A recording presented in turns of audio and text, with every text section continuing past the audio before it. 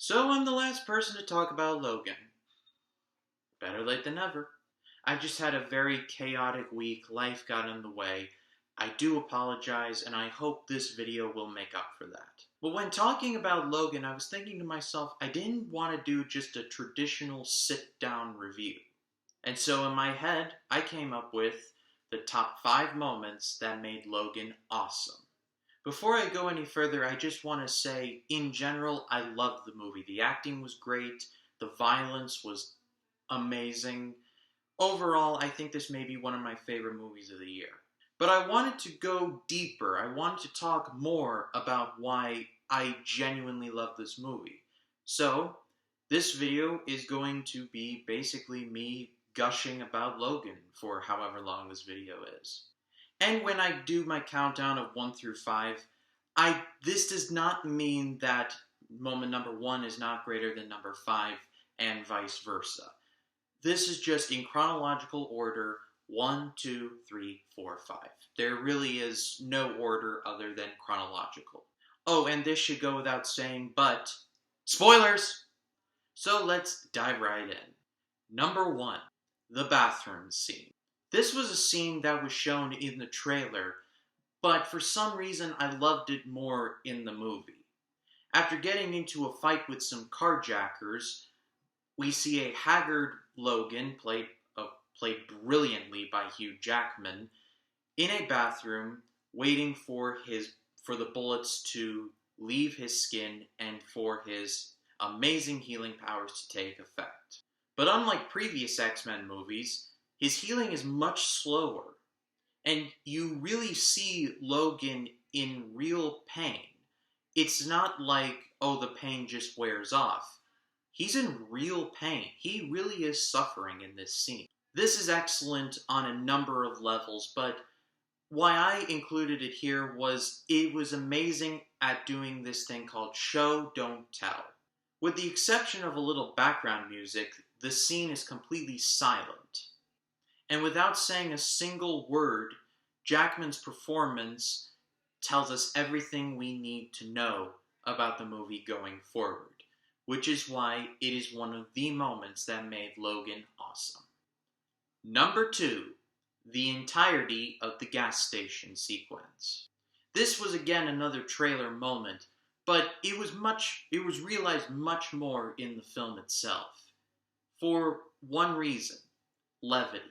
In a movie that's made up of 90% soul-crushing drama, it's nice to have 10% of some humor.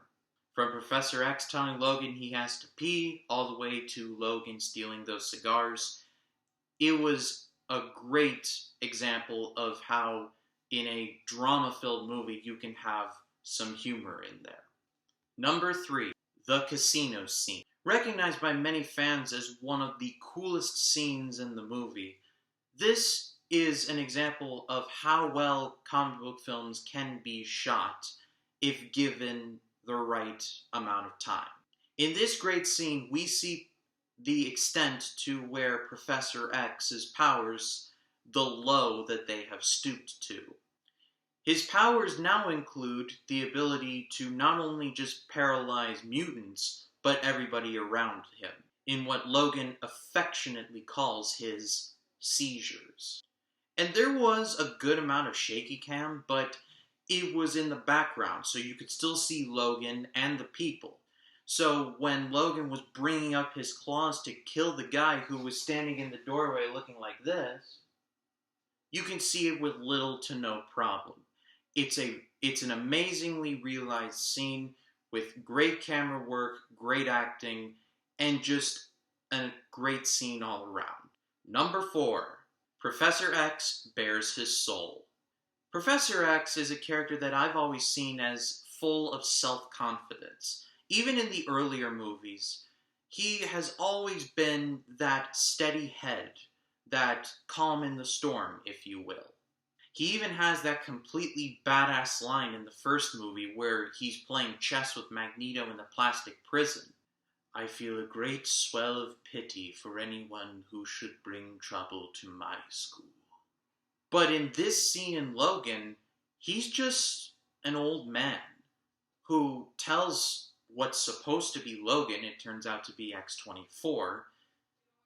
He tells this X-24 clone, who he assumes is Logan, that this was one of the best days of his life, and he didn't deserve it.